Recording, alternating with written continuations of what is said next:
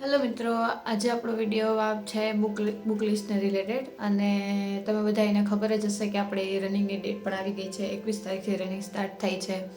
હવે જોઈએ કે કોનું પહેલાં આવે છે. ગયા વખતે તો એવું જ હતું કે પહેલાં PSI વાળા હતા, પછી PSI વાળાનું 5 દિવસ ચાલ્યું હતું રનિંગ. 8 તારીખે સ્ટાર્ટ થયું હતું, તો 5 દિવસ સુધી ખાલી PSI વાળાનું રનિંગ ચાલુ હતું. પછી PSI પ્લસ કોન્સ્ટેબલ એ રીતે હતું. અને પછી એકલા ખાલી કોન્સ્ટેબલમાં જેને ભરેલું એમનું ફેબ્રુઆરીથી સ્ટાર્ટ થયું હતું. એવી રીતે હતું. એવી રીતે લાસ્ટમાં ખાલી કોન્સ્ટેબલવાળાનું હતું. હવે આજ વખતે જોઈએ કે કોનું પહેલાં ક્યારે આવે છે. અને બધા દોડવામાં ધ્યાન આપજો. હવે થોડાક જ દિવસ છે, 20-25 દિવસ એવું વિચારીને કે થઈ જશે એમ. અત્યારે જો ટાઈમિંગ થોડો ઘણો ના આવતો હોય, થોડુંક એકાદી મિનિટ પ્લસ જતી હોય તો દોડવાનું છે, થઈ જશે એમ. મારે ખુદને જ 9.5 મિનિટ આવતી હતી, તો બી મારી ત્યાં 8.25 મિનિટમાં પતી ગયું હતું ગ્રાઉન્ડ. એટલે દોડવાનું તો છે જ, મનથી વિચાર લેવાનું છે કે દોડવાનું છે એટલે થઈ જશે એમ. ચલો, તો આજે આપણે હવે આપણો જે આ બુક લિસ્ટ છે એના વિશે આપણે જોઈએ કે મેં કઈ બુક યુઝ કરી છે ને. હજી એ જ કરું છું હું બુક, કેમ કે એકવાર આપણે બુક હોય પછી કંઈ પાછી બદલાવાની નહીં. જે હોય ને એ જ કન્ટિન્યુ રાખવાની. બદલાવાથી કંઈ થવાનું છે નહીં. એ બધું સેમ જ હોય. બુકમાં થોડું ઘણું ફરક હોય પછી શું બીજી બુક લેવાની એમ. તો મેં વેબ સંકુલનો જે કોર્સ લીધો હતો એમાં જ મારે જોડાઈ હતી. આ મેથ્સની છે. આમાં ઘણા બધા, આમાં મોસ્ટ ઓફ બધા મેથ્સના ચેપ્ટર છે. અને જે વિડીયોઝ હતા ને એમાં જોડે એક PDF હતી, એ મેં સોલ્વ કરેલા છે. પછી સર જ્યારે મેથ્સનું કરાવતા હતા એ, અને પછી લાસ્ટમાં મેં આખી મેથ્સની બુક સોલ્વ કરી હતી.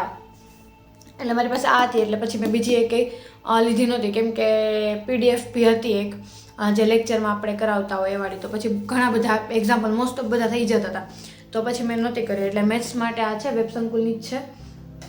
અને પછી મેથ્સમાં બીજું મેં એક આ બુક બનાવી હતી. એ તો કેવું કે આપણે ત્યારે જે સર કરાવતા હોય ને એ રીત બધી લખવા માટે ને એ રીતે આખી આ બુક બનાવેલી છે એવી રીતે.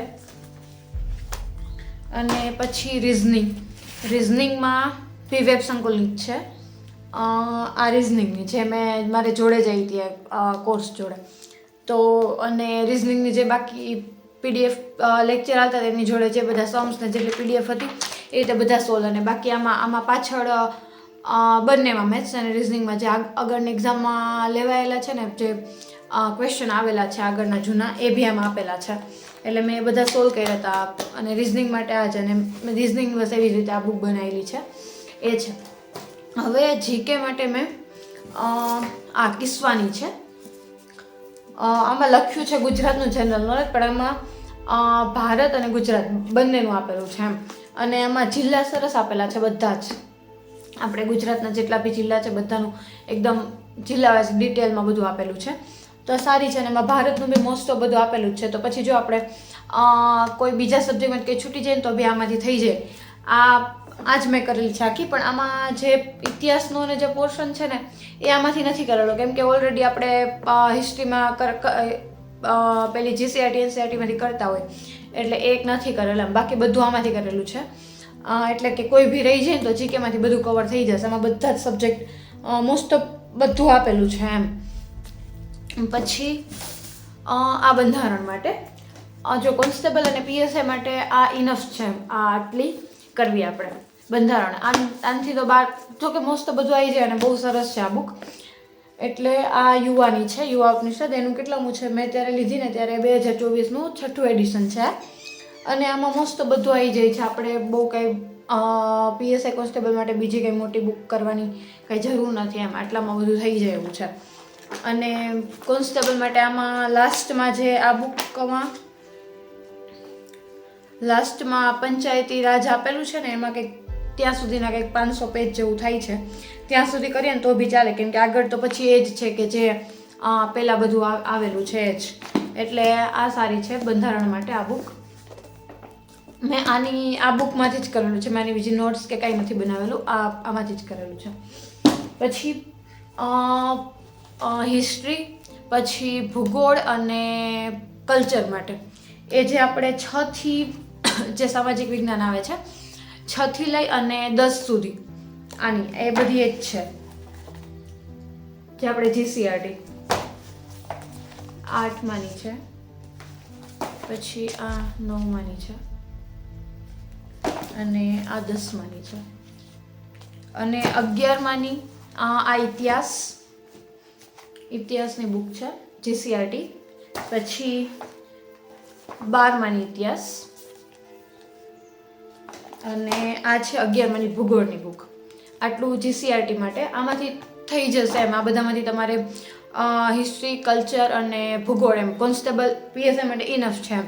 અને પછી એનસીઆરટી એટલે બધું થઈ જાય, કેમ કે પછી એટલું તો કંઈ ડિટેલમાં એનસીઆરટી વાંચીએ એટલે ઘણું થઈ જાય. પછી બહુ મોટા થોથા જેવી બુક વાંચવાની કંઈ જરૂર નથી અત્યારે તો. પછી એનસીઆરટી આ જીસીએની છે, આમાં ખાલી એનસીઆરટી જ છે આ એકલું. આમાં ઇતિહાસ, વારસો, ભૂગોળ એવી રીતે ત્રણે અલગ અલગ પાર્ટ કરેલું છે અલગ આખું એનસીઆરટીની. કેમ કે આના 2 ભાગ છે એટલે હતી બુક એક જ, પણ મેં આના બહુ મોટી હતી ને તો પછી તૂટી જતી હતી, તો મેં આના 2 ભાગ કરેલા છે. એટલે આવી રીતે આમાં 3 બધું છે, ઇતિહાસ, વારસો અને ભૂગોળ. 6 થી 12 લઈને, 6 થી લઈ અને 12 ઓલ્ડ પ્લસ ન્યૂ બંને એનસીઆરટીનું. આ જીસીએની છે, કેમ કે એમાં આ યુવાની બી આવે છે, એમાં જીસીઆરટી અને એનસીઆરટી બંને મિક્સ છે, ભેગી બુક છે. પણ કેવું કે મેં ત્યાં આ લઈ લીધી હતી પહેલાં બધી છે જીસીઆરટીની 6 થી 10ની ને પછી 11-12ની. તો પછી મારે કંઈ 2 જોડે લેવાની જરૂર નહોતી, એટલે પછી મેં ખાલી એક આ એનસીઆરટી એકલું હતું એટલા માટે મેં આ લઈ લીધી. પછી આ પીવાયક્યુઝ છે. એ તો એક્ઝામ હતી ને એના 20-25 દિવસ પહેલાં. હા, આ બી જીસીએની જ છે. પીવાયક્યુઝ આમાં બધા આપેલા છે, ઇતિહાસ, વારસો, ભૂગોળ, પછી બંધારણ, વિજ્ઞાન અને જીકે. આ એના માટે કે આપણે જે આટલો ટાઈમ વાંચ્યું છે તેમાંથી આપણને કેટલું આવડે છે સોલ્વ કરવા માટે મેં આ લીધેલી ત્યારે. અને આ કોન્સ્ટેબલના આઈસના છે મોક ટેસ્ટ પેપર 30 જેટલા છે, પણ મેં આમાંથી મને એક્ઝામ ત્યાં તો આવી ગઈ હતી. કેટલા કંઈક 17-18 જેવા કંઈક પેપર મેં કર્યા હતા આના. મોક ટેસ્ટ આપી હતી અને થોડીક જીસીએની મોક ટેસ્ટ આપી હતી એવી રીતે ઓનલાઈન. એવી રીતે છે આ. અને બાકી અને કરંટ અફેર માટે તો છે ને હું શું કરું છું, આઈઝનું જે એની ટેલિગ્રામ ચેનલમાં આવે છે ને વીકલીનું આવે છે, વીકલીની પીડીએફ આવે છે. એ મારી રીતે હું વીકમાં પછી જ્યારે એક દિવસ 1 કલાક માટે જ્યારે કરંટ અફેરનું કરું ને ત્યારે લખતી જાઉં છું કે આપણે કેટલું જોઈએ છે. એના માટે જો મેં આ બધી બુક બનાવેલી છે, પણ આ તો ત્યારનું છે એટલે હવે તો પાછું નવું કરવાનું સ્ટાર્ટ થશે. આ ત્યારનું છે. આવી રીતે બધી આ કેટલી 1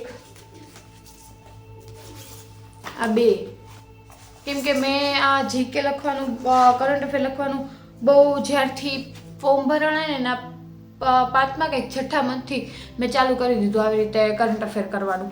તેમાં ઘણી 3 બુક ભરાઈ ગઈ છે.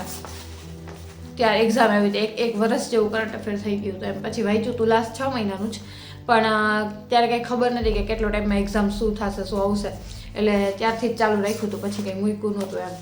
એટલે એ રીતે મેં લખેલું છે. એટલે હવે તો આપણે જે અત્યારે એમાંથી કરી શકો છો તમે બી, કે જે પીડીએફ આવે પછી આપને જેટલું લાગે કે ના, કેમ કે ત્યારે પીડીએફમાં ઘણું વધારે હોય છે, તો એક ટાઈમે આટલું બધું પછી લાસ્ટમાં ક્યારે વાંચવું. અત્યારે તો આપણે વાંચતા જતા, પણ રિવિઝન માટે તો લખતું જવાનું એમ, કે તો પછી છેલ્લે કેવું કે એક નજર મારવા થાય કરંટ અફેરમાં સારું પડે. અને બાકી આ બધી જે મેં બનાવેલી છે આ હિસ્ટ્રીની બધી છે નોટ્સ, પણ એમાં મારે હિસ્ટ્રીની કેટલી 2-3 નોટ્સ બનાવેલી છે. મેં જ્યારે સર કરાવતા હતા ત્યારે લખેલું છે, એટલે આ 3 જેવી છે. બધા કહે છે કે નોટ્સ આપવા માટે, પણ હું ખુદ વિચારું છું કે આને કઈ રીતે કરું, કેમ કે આ બધું લખેલું છે ને આ ક્યારે પેલું થાય. હું જોઈશ કે કઈ રીતે જો બનશે મારાથી અને ટાઈમ રહેશે તો હું પાક્કું કરીશ. અને આમાં આ ભૂગોળનું છે, બહુ ઝીણા અક્ષર છે, લખેલું જૂનું બહુ દેખાતું નહીં કોઈ, પણ આ એ રીતે છે ભૂગોળ. અને આમાં લાસ્ટમાં છે science and technology. Science and ટેકનોલોજીના તો થોડાક જ પેજ છે, આટલા પેજમાં છે સાયન્સ એન્ડ ટેકનોલોજી. લાસ્ટમાં મેં કરેલું હતું. એટલે નોટ્સનું તો હું હવે જોઉં કે કઈ રીતે બની શકે આપવા માટે, કેમ કે મેં એક જિયોગ્રાફીની નોટ્સ બનાવેલી છે, પછી હિસ્ટ્રીની બનાવેલી છે, પછી મેથ્સ રિઝનિંગની છે અને કરંટ અફેરની. એટલે કરંટ અફેરનું હવે તો કેમ કે ત્યારનું કરંટ અફેર છે જ્યારે એક્ઝામ હતી ત્યારે, હવે તો અત્યારે જે લાસ્ટ 6 મહિનાનું હશે એ કરવાનું થશે. અને બાકી તો જીકે તો હું ડાયરેક્ટ બુકમાંથી જ વાંચતી, પછી બંધારણ બી મેં બુકમાંથી જ કરેલું છે. એટલે એની કોઈ મેં બુક્સ બનાવી નથી, કેમ કે પછી કંઈ એટલો ટાઈમ નહોતો કે પછી બુક્સ બનાવીએ. એટલે સીધું મેં ડાયરેક્ટ બુકમાંથી જ વાંચ્યું હતું. અને અમુક લોકો પૂછતા હતા કે નોટ્સ બનાવવી જોઈએ કે ડાયરેક્ટ બુકમાંથી વાંચવું જોઈએ. હવે કેવું કે અત્યારે નોટ્સ કેવું કે એકવાર તો આપણે નોટ્સ ક્યારે બનાવી શકીએ કે આપણે એકદમ થોડુંક વાંચેલું હોય, આપણે જાતે જો નોટ્સ બનાવતા હોય તો આપણે સારી રીતે નોટ્સ બની શકે. એમ કે 1-2 વાર આપણે રિવિઝન વચાવી ગયું હોય ને પછી નોટ્સ બનાવે કે આપણે શું યાદ તો ટૂંકમાં બને. અને આ જે મેં બનાવી છે સર કરાવતો હોય પછી ત્યારે મને લાગે એ રીતે મેં લખી છે, એટલે થોડુંક લાંબી બની ગઈ છે એમ. એટલા માટે હવે નોટ્સ બનાવવામાં એવું છે કે જો આપણી પાસે ટાઈમ રહેતો હોય કે આપણી પાસે ટાઈમ છે હજુ એક્ઝામને અને આપણે પછી નોટ્સ બનાવેલી પાછી વાંચી શકશું તો નોટ્સ બનાવાય. બાકી પછી હવે ડાયરેક્ટ બુકમાંથી જ રીડ કરે. અને બંધારણ માટે મેં તમને યુવાની કહી દીધી છે, પછી મેં જે કરેલી છે આ બધી એ જ બુક છે જે મેં ખુદે વાંચેલી છે, હું અત્યારે બી વાંચું છું, એ જ છે, બીજી કોઈ નથી. હું તમને જે મેં કરેલું છે ને એ જ કહું છું એમ, અને મેં જેમનું બી કરેલું છે તો એ રીતે. અને બાકી તો જીસીઆર ભૂગોળ, ઇતિહાસ ને કલ્ચર માટે તો એનસીઆરટી જીસીઆરટી એટલું ઇનફ છે અત્યારે પીએસઆઈ કોન્સ્ટેબલ માટે.